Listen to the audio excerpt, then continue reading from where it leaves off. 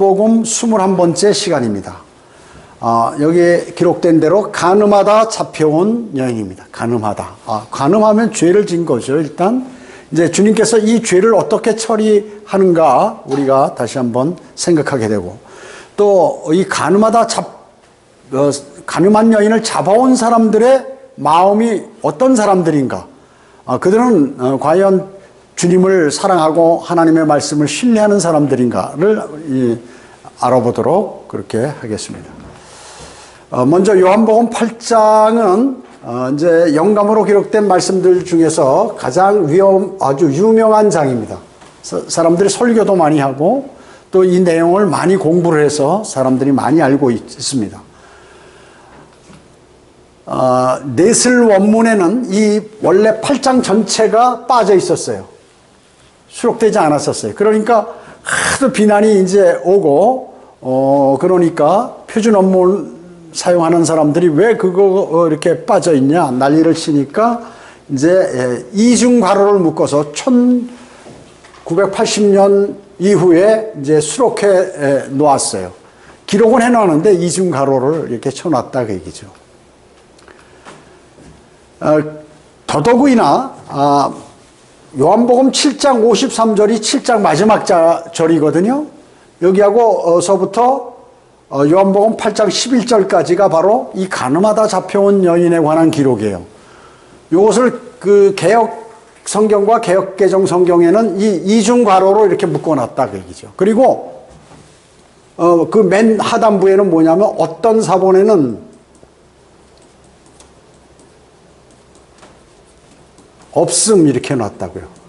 그러니까 빼버리기는 뭐하고 뭐 없는 것도 있고, 그러니까 없는 것도 뭐라고 주장하면 답변할 수 있도록 만들었고, 이게 두 가지로 이렇게 해놨다 그 얘기죠. 그래서 여기다 이렇게 개역성경 보면 개역개정판 성경 보면 이렇게 해놨어요. 그리고 이제 난회에다가 이제 이런 내용을 기록해놨다 그 얘기죠. 자, 하나님의 말씀을 정확하게 이렇게 신뢰하지 않기 때문에 이런 일들이 벌어지죠. 주님께서 1.1핵도 없어지지 않는다는 건데, 이렇게 어떤 성경에는, 어떤 사본에는 없다. 그래서 있는 성경도 있고 없는 성경도 있다. 이렇게 애매모호하게 기록해 놨어요. 요한복음 8장 1절에서 3절 보면요, 예수께서 올리브산으로 가시니라. 올리브산은 주님께서 재림하실 때 발을 마지막으로 딛는 산이죠. 예루살렘 이렇게 앞에 있는 그 산입니다. 그래서 이 산이 이제 이렇게 두 개로 갈라져서 남북으로 이렇게 동서로 남북으로 나눠져 가지고 동서로 쫙 벌어지면, 이제 남북으로 벌어지면 주님께서 큰 도로가 나서 그곳으로 이제 들어가셔서 예루살렘 성 동쪽 문으로 이렇게 들어가시죠. 자, 이른 아침에 다시 성전으로 나오시니 모든 사람들이 주께로 나오더라. 주께서 앉으셔서 그들에게 가르치셔서, 그러니까 앉으셔서 온화하게 이제 성경을 가르치시는 것이에요.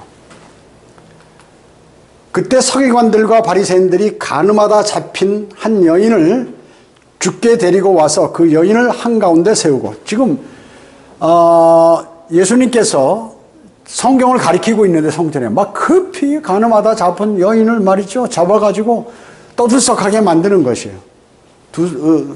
이 사람들하고 대조가 되죠, 주님은.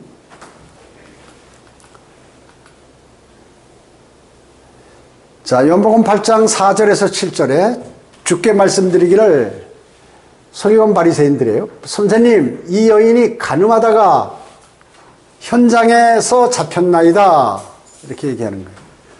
모세는 율법에서 이런 여자를 돌로 치라고 돌로 쳐서 죽이라고 이렇게 명령했는데, 선생님은 어떻게 말씀하시겠나이까? 라고 하니, 자, 이게 뭐예요? 이게 지금, 주님을 어떻게 엮어가지고 말이죠. 이렇게 망신을 주고 잡아가기 위해서 이제 이렇게 하는 거죠. 트집을 잡기 위해서 그런 것입니다. 그들이 이렇게 말하는 것은 주를 시험하여 그를 고소할 구실을 얻고자 함이라. 고소. 왜냐하면 성경대로 안 하면 그 이스라엘 민족들은 어떻게 해요? 고소를 당하죠. 그래서 잘못하면 돌로 죽임을 당할 수도 있습니다. 그러나 예수께서 못 들은 채 하시고 몸을 굽혀 손가락으로 땅에다 쓰시더라. 글을 지금 이렇게 땅에다가 손가락으로 이렇게 쓰시는 거예요. 주님께서는 손가락으로 이렇게 글을 많이 쓰셨죠. 십계명, 모세 십계명 돌판에도 글로 쓰시고, 벨사살 왕 성전 회벽에다 글로 쓰시고, 여기도 쓰시고, 또 손으로 하늘들을 만드시고 이렇게 하셨죠. 그래도 그들이 계속해서 물으니 일어서시어 그들에게 말씀하시기를 너희 중에 죄 없는 자가 먼저 그 여인에게 돌을 던지라 이렇게 했습니다. 죄가 없으면 돌을 던지라 그 얘기죠. 자, 죄 없는 사람이 있을까요? 전부 죄가 있겠죠.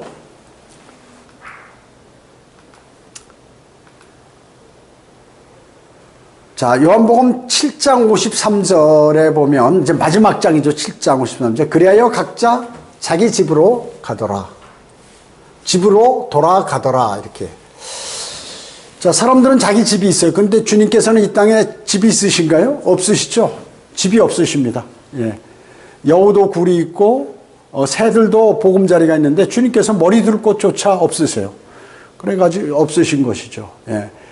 그렇지만 주님의 집이 있어요. 어디냐면 요한복음 8장 1절에 이제 예수께서 올리브산으로 올라가시니라 이렇게 이제 나왔어요. 갑자기 이제 이렇게 바뀌는 거죠. 상황이 바뀐 것입니다. 하늘에서 오신 주 예수 그리스도께서는 지상에 자기 집이 없으시죠. 예, 없으십니다. 집이 없으세요. 마태복음 8장 20절에 보면 예수께서 그에게 말씀하시기를 여우도 굴이 있고 공중의 새들도 보금자리가 있지만 인자는 자기 머리 둘 곳조차 없노라고 하시니라. 그러나 이 현 교회 시대, 지금 현 교회 시대에는 주님의 집이 있는데 그것은 십자가에 달리신 주 예수 그리스도의 보혈의 공로로 구원받은 그러한 모든 사람들이 바로 예수 그리스도의 집인 거예요. 그래서 하나님께서 거하시는 곳이 성전이죠. 우리가 그분의 성전입니다. 예? 성전이란 말이죠. 성전.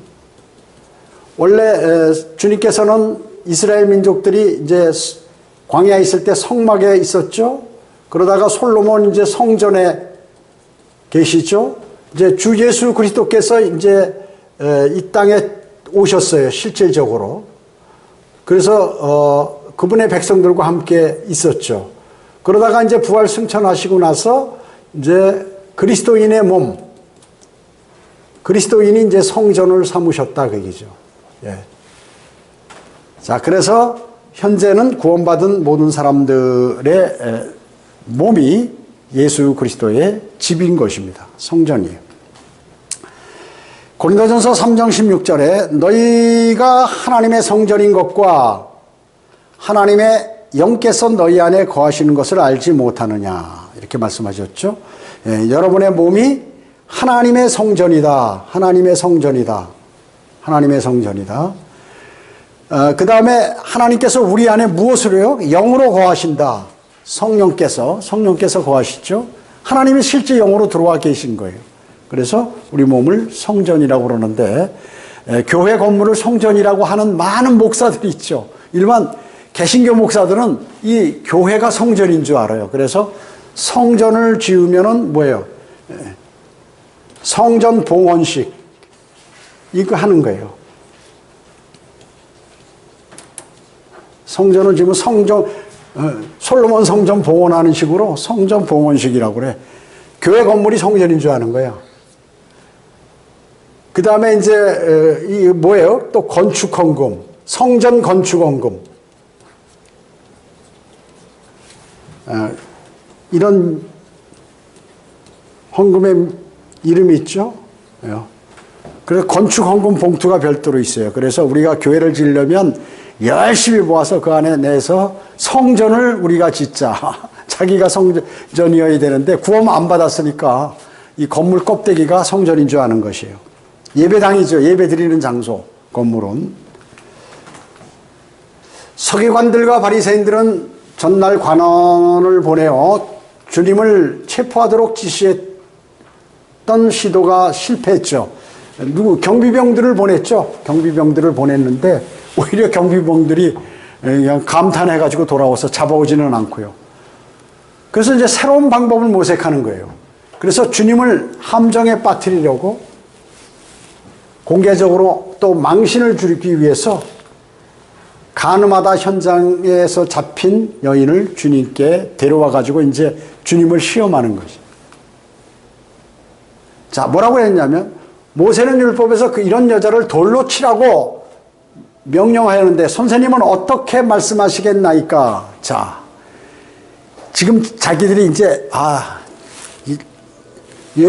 예수 그리스도께서 예수님께서 이게 절대 답변 못할 것이다. 이제 걸려들었다. 이렇게 생각하고 뭐예요? 이 질문을 한 거예요.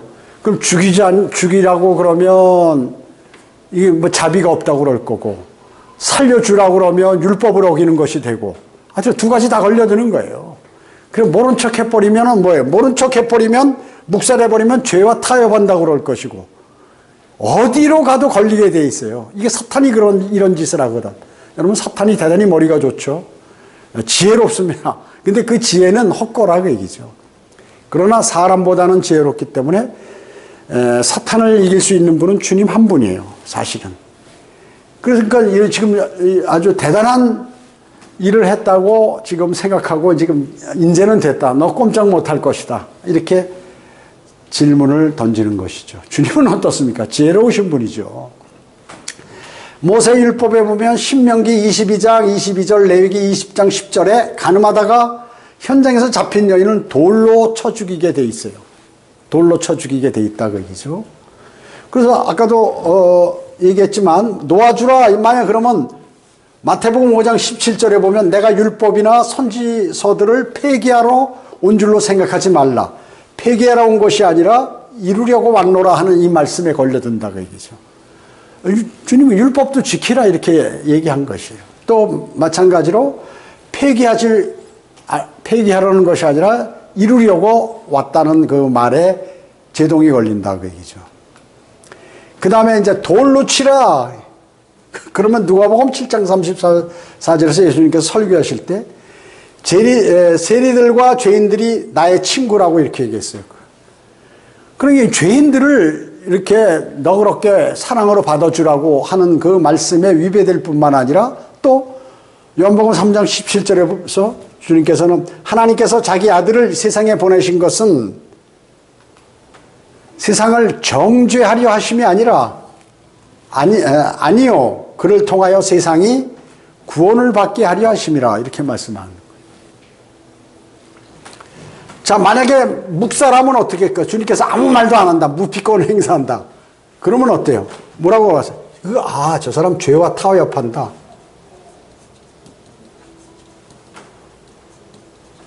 자, 그러니까 놓아주라고 해도 걸려들고 돌로 치라고 해도 걸려들고 세 번째 묵살을 하고 아무 말 안 해도 걸려들고 다 이렇게 걸려들게 만들어 놓은 것이에요.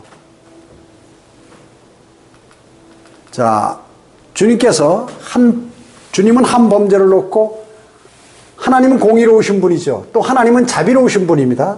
자비의 하나님, 공의의 하나님. 공의는 뭐예요? 율법, 의죠, 의.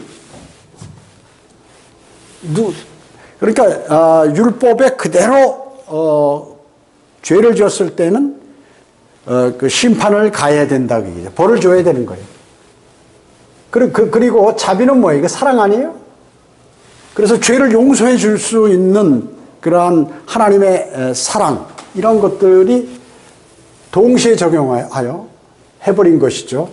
그래서 조화롭게 아주 처리하신 것이에요. 그러나 인간은 불가능합니다. 이런 일을 할 수 없어요. 인간은. 사탄은 인간의 지혜를 또 뛰어넘습니다. 그러나 주님의 지혜를 당할 수는 없는 것이죠. 주님께서 못 들은 채 하셨어요. 못 들은 채 하시고 몸을 굽혀서 땅에다가 손가락으로 이제 쓰셨죠. 이게 이제 우리 무슨 내용인지 이게 잘 몰라요, 사실은. 그래서 많은 성경학자들이 어디서 있나 하고 뭐 막 찾고 난리해도 못 찾는 거죠. 그러나 우리가 예측할 수 있습니다. 하나님께서는 손가락으로 하신 일이 있는데 하늘의 달과 별들 또 하늘들을 만드셨죠. 하늘들이에요. 첫째 하늘, 둘째 하늘, 셋째 하늘. 그리고 하늘과 달과 별들을 다 위치에 이렇게 각각 위치에 정확하게 놓으신 거예요. 만드셔가지고. 그래서 지금 많은 천문학자들이 대단한 연구를 하지만, 그리고 점성술과도 난리죠. 점성술사들 어떻습니까?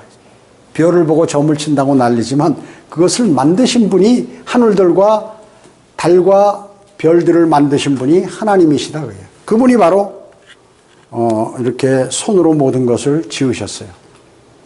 또 벨사살 왕이 보라고 벽에 쓰셨죠. 하나님의 손이 나타나서 그 안에 이렇게 쓴 것입니다. 그래가지고 벨사살 왕은 이제 왕국이 망하고 그 다음에 왕이 부족하고 조금 메대와 페르시아로 이렇게 나눠진다는 내용을 여기다 이제 쓰신 것이에요. 하나님의 손이 나타나서. 그 다음에 모세에게 두 증거판인 돌들이 있죠. 거기에 하나님께서 손가락으로 직접 글을, 십계명을 쓰셨습니다. 자, 주님께서 그러면 손가락으로 땅에 쓰신 그 글이 뭔가? 우리가 유추해 볼 수 있는데, 레위기 20장 10절에 보면 다른 사람의 아내와 간음하는 자, 즉 자기 이웃의 아내와 간음하는 자는 그 간음한 자와, 간음한 자, 이게 남자죠. 그리고 간음한 여자를 반드시 죽일지니라. 자, 간음하게 되면 두 사람 다 데려다가 율법에 의해서 둘 다 돌로 쳐 죽이는 거거든요. 그런데 지금 여자만 데려왔어요. 그럼 남자 어디 갔느냐 이거죠. 남자들은 감추고 여자만 데려왔어요. 얘는 율법을 어긴 거죠, 사실은. 너희 중에 죄 없는 자가 먼저 그 여인에게 돌을 던지라 라고 주님께서 말씀하셨어요. 그러니까 이 말씀은 뭐예요? 너희도 죄인들이다. 너희도 죄인들이다. 그리고 너희도 돌에 맞아야 된다. 죄인들이기 때문에. 그리고 다시 땅에다 쓰셨어요. 자, 두 번 쓰셨다 그 얘기죠. 자, 하나님께서 모세 십계명을 주실 때 한 번 돌팔에다 기록해 놓으셨는데 금송아지를 만들어 놓고 난리를 치니까 그냥 모세가 경로해가지고 홧김에 그걸 던지는 바람에 깨졌죠. 그래서 다시 또 주님께서 써서 주셨어요. 하나님께서 써서 두팔에 쓰셨어요. 그래서 땅에다 두 번 쓰신 것이 모세에게 두 번 십계명을 주신 것을 우리가 연상할 수 있어요. 모세와 같은 한 선지자를 보내주시겠다고 말씀하셨잖아요. 하나님의 의와 자비가 동시에 온전하게 나타났어요. 예. 하나님의 의와 자비가 동시에 온전하게 나타나게.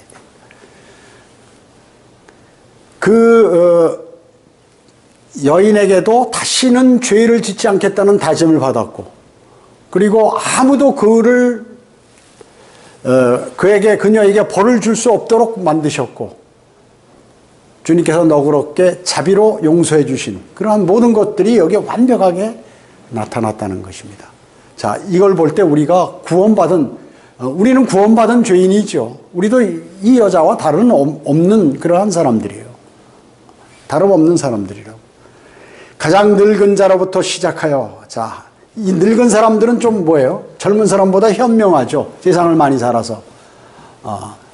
그러나 죄인은 어때? 더 많이 졌겠죠. 오랜 세월 살았으니까. 죄를 더 많이 졌어요. 그러니까 먼저 늙은이가 마음의 양심에 찔림을 받아가지고 먼저 이렇게 현명하니까, 또 죄의 양심에 더 찔림을 받으니까 시작해서 서서히 한둘씩 없어지더니 다 없어져 버렸다 그 얘기죠. 자, 지금 간음하다 잡힌 여인에게 최소한 2사람 이상의 증인이 필요해요. 벌을 주려면, 재판하려면. 없어요, 증인이. 증인이 없는 거예요. 자, 그래서 죄 많은 자들로부터 시작해서 이제 서서히 다 사라져 버렸죠. 자, 여자와 간음한 남자는 그들이 데려오지 않았어요. 예, 아마도 이 사람은 만약에 힘이 없는 사람이면 같이 데려왔을 텐데 아마 좀 능력이 있고 권세가 있는 사람이었던 모양이죠. 못 데려온 거예요. 그것도 지적하신 것입니다. 요한복음 8장 8절에서 11절에 보면 그리고 나서 다시 몸을 굽히시어 땅에 쓰시니 그 말을 들은 자들은 양심의 가책이 있어요. 사람은 양심이 사실은 재판관이에요. 재판관. 가책을 받아 가장 늙은 자로부터 시작하여 맨 나중 사람까지 하나씩 자리를 뜨더라. 그리하여 예수께서 혼자 남으시니 그 여인이 한가운데에 서 있더라. 자, 주님이 아주 확실한 재판관이죠. 공의와 자비를 정확하게 심판하신 재판관들이에요. 이 세상 재판관들은 이렇게 재판할 수 없어요. 그렇잖아요. 그래서 판사들이 재판하고 나서 어떻게 다시 재심하고 막 그러죠. 또 그 정치적으로 막 판결을 내릴 때도 있죠. 정신에 칠 때도 있죠. 주님은 완벽하게 재판하신 거예요. 그래서 완벽한 재판장이신 것이에요. 그분은. 여러분들이 품성을 가진 우리들도 이제 천년왕국에 이제 우리 몸이 변모됐을 후에 이 땅에 주님과 같이 재림하면 이제 우리도 이제 이 재판, 공평과 공의와 의를 또 공의와 자비를 동시에 실현할 수 있는 그러한 능력을 여러분들도 소유하게 됩니다. 여러분들이 천년왕국 때 재판을 하게 되는 것이죠. 예수께서 일어서시어 그 여인 외에는 아무도 없는 것을 보시고 여인에게 말씀하시기를 여인아 너를 고소하는 자들이 어디 있느냐 아무도 너를 정죄하지 않더냐고 하시니 그 여인이 말씀드리기를 주여 아무도 정죄하지 않았나이다. 죄가 있으니까 양심의 찔림을 받아 다 도망가 버렸어요. 자기네들이 말씀을 어겼죠. 하나님의 율법을 어긴 거예요. 2사람 다 데려와야 되는데 그 여자만 힘없는 여자만 데려왔고 그뿐만 아니라 자기들도 다 여러 가지 죄들이 있는데 마음에 찔리는 거죠. 예수께서 그녀에게 말씀하시기를 나도 너를 정죄하지 않노라. 자, 이 주님께서 정죄하지 않는다는 게 그 간음죄를 인정한다는 거예요? 그렇지 않죠. 네가 그러니까 죄는 지었지만 말이죠. 언제 자비로 용서한다는 그러한 의미죠. 그러니까 우리가 구원받는 것과 마찬가지예요. 우리가 죄는 있는데 예수 그리스도를 영접함으로 영원한 생명을 얻게 되죠. 우리 죄가 제거된 거 아니에요? 제거된 거 아니에요? 가라. 그리고 더 이상 죄를 짓지 말라. 이 죄는 간음죄겠지만 우리에게도 이렇게 말씀하고 있는 것이죠. 우리도 이제 거듭났으면 그리스도인이 최소한의 거룩한 삶을 사는 것이 필요합니다. 필요한 것이에요. 자, 양심이 있기 때문에 내가 그리스도 안에서 진실로 말하고 거짓말을 하지 아니하노니 나의 양심도 성령 안에서 나에게 증거하는 것은 자, 우리의 양심은 사실은 바로요. 근데 성령 안에 있을 때 완벽한 그러한 의와 자비를 실현할 수가 있어요. 자, 그리스도인이 성령 안에 있지 않으면 어떻게 됩니까? 성령 안에 있지 않으면 그리스도인의 양심도 더러워질 수 있다. 약해지고 더러워진다. 라고 고린도전서 8장 7절에서 말씀하고 있는 것이에요. 여러분은 그래서 늘 성령 충만해야 합니다. 그러지 않고 그리스도인이 육신적으로 돼 있으면 그리스도인도 양심이 약해지고 더러워질 수 있다. 그리스도인도. 그래서 죄를 짓게 되고 죄를 지으면 어떻게 해요? 징계를 주님으로부터 받게 된다는 것이죠. 혹시나 그 죄를 내가 뉘우칠 때는 어떻게 빨리 즉시 자백해야죠. 근데 죄를 짓고 자백하지 않으면 그리스도인이 거기에 대한 징계를 반드시 받게 되는 것입니다. 자, 나도 너희를 정죄하지 않노라 이렇게 말씀하여요. 나도 너를 정죄하지 않노라. 자, 이건 뭐예요? 믿음으로 말미암아 우리가 하나님의 은혜로 구원을 받았죠. 예. 구원을 받는 구원을 완벽하게 묘사하신 것이에요. 자, 이게 대단히 중요한 것입니다. 우리가 정말 죄를 졌지만 우리를 정죄하지 않으시고 그분이 정죄를 받으셨어요. 십자가에서 다시 대신. 그러면 우리는 영원한 정죄로부터 우리는 이미 떠나버렸다 그 얘기죠. 영원한 생명을 얻게 됐어요. 로마서 4장 5절에 보면 행함이 없어도 불경건한 자, 우리는 불경건한 자죠. 의로운 행위를 하지 않았어 우리는. 우리를 의롭다 하시는, 자를 의롭다 하시는 그분을 믿는 사람들에게는 그의 믿음이 의로 여겨지느니라. 예. 자, 예수 그리스도의 무엇을 믿나요? 나의 죄를 위하여 십자가에 피 흘려 죽으시고 장사되었다가 성경대로 셋째 날에 부활하신 그 사실, 그것을 믿을 때 아버지 하나님께서 우리를 의로운 사람으로 취급하신다, 인정하신다. 죽으면 인정하신다는 것입니다. 그래서 행함이 없어도 우리와 같이 불경건한 자를 의롭다 하시는 그분을 믿는 사람에게는 그의 믿음이 의로 여겨진다고 말씀하고 계십니다. 자, 그리고 가라. 그리고 더 이상 죄를 짓지 말라. 우리에게도 이렇게 말씀하고 더 이상 죄를 짓지 말라. 우리가 이제 과거 죄로부터 죄가 전부 제거됐으면 이제부터는 그러한 죄들로부터 멀어져야 되죠. 죄를 짓지 말아야 되죠. 자, 이 여인은 만약에 잘못됐으면 어떻게 해요? 그날 죽었겠죠. 잘못됐으면 자기들끼리 예수 주님께 안 데려왔어도 다른 사람들이 돌로 쳐 죽일 수 있는 그러한 사람인데 주님 앞으로 오므로 살았죠. 왜 그렇습니까? 주님의 말씀으로 그 사탄의 무리들을 제거해 주심으로 그 여인이 살았어요. 돌에 맞아 죽어야 하는데 완벽하게 용서함을 받았어요. 그리고 주님께서 하나님이신 주 예수 그리스도께서 용서한다고 너에게 죄를 묻지 않겠다. 정죄하지 않겠다 너를. 다시는 죄를 짓지 말라고, 더 이상 죄를 짓지 말라고 이렇게 말씀하신 거예요. 우리도 지금 이러한 주님께서 이 땅에 첫 번째 오셔가지고 실질적으로 죄인을 어떻게 다루시는가 하는 모습을 우리에게 보여주신 것이에요. 하나님께서 세상을 이처럼 사랑하셔서 그의 독생자를 주셨으니 그를 믿는 사람은 누구든지 그를 믿는 사람은 멸망하지 않고 영생을 얻게 하려 하심이니라. 누구든지 어떠한 큰 죄를 지은 사람이라도 주 예수 그리스도를 영접하면 그 죄가 제거되고 용서된다는 말씀이죠.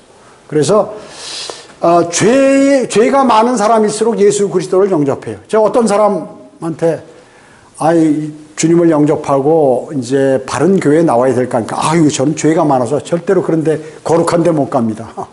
그래서 제가 뭐라고 그랬냐면 죄인이 오는 장소입니다. 여기는 죄인이 오는, 당신이 죄인이기 때문에 주님께서 당신을 부르시는 것입니다. 오늘 그 주님의 초청에 임해야 합니다. 당신은. 그렇지 않으면 당신은 불과 유황이 타는 곳에 영원한 고통과 그리고 멸망을 당하게 되는 것입니다. 이렇게 얘기를 했어요. 그래서 그 사람 구원받았죠? 구원받습니다. 교회만 다닌다고 구원받는 것이 아니라 교회 20년, 30년, 40년 다녀서 영원한 생명 하늘나라 가는 것이 아니라 주 예수 그리스도를 내 개인의 구주로 영접해야 영원한 생명을 얻게 되는 것입니다. 기도드리겠습니다. 주님 감사합니다. 저희들은 오늘 위대하신 하나님의 말씀을 들었습니다. 이것은 우리의 구원의 모형입니다. 우리도 이 가늠하다 잡힌 여인과 같이 흉악한 죄를 지은 사람들인데 모두가 불과 유황이 타는 지옥의 영원 무궁토록 고통당할 처지에 놓였던 사람들인데 주 예수 그리스도의 보혈의 공로로 구원을 받아 이제 하나님의 아들들이 되었고 영원한 생명을 얻었으며 또 그러한 권세를 저희에게 주셔서 또 주님과 함께 영원히 통치할 수 있는 특권도 주셨습니다. 너무나 과분하고 너무나 큰 것을 저희는 받았습니다. 우리는 주님을 구원받을 수 있는 어떤 행위를 한 적이 없습니다. 의로운 행위를 한 적이 없습니다. 그런데도 우리가 죄인인 것을 인정하고 주 예수 그리스도의 의를 받음으로 영원한 생명을 저희에게 허락하시고 하나님의 의를 저희에게 전가시켜 주셔서 정말로 영원한 생명과 하나님의 아들들이라는 권세를 저희에게 주심을 감사드립니다. 세상의 모든 사람들도 구원을 받고 모두가 진리의 지식에 이르러서 주님께 영광 돌릴 수 있도록 주님 자비를 베풀어 주시기 원합니다. 모든 은혜 감사드리오며 다시 오셔서 저희를 데려가실 주 예수 그리스도의 이름으로 기도드립니다. 아멘.